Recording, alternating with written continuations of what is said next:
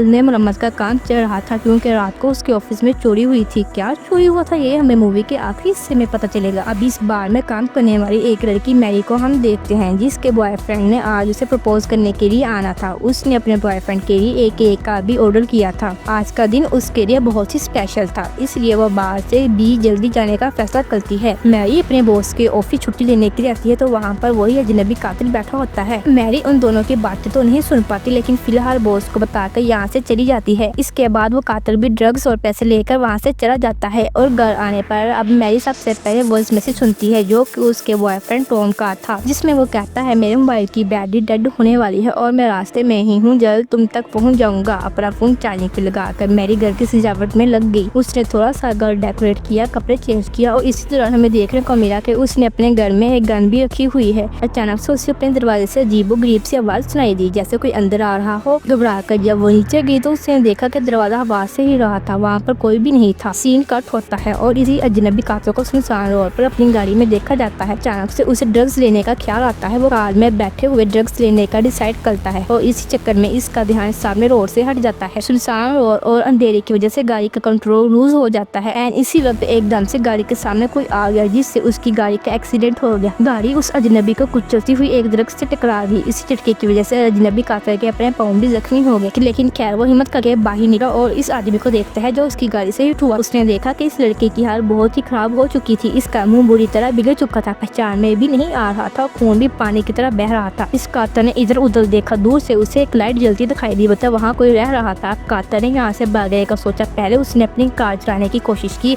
जब उसकी कार नहीं चली तो उसने उस लड़के की कार की चाबी निकाल कर उसी लड़के के जेब में डाल और बाहों से उसकी बॉडी को घसीटते हुए रोड की साइड पर बने हुए जंगल के अंदर ले गया। वो असल में उस बॉडी को छुपाना चाहता था।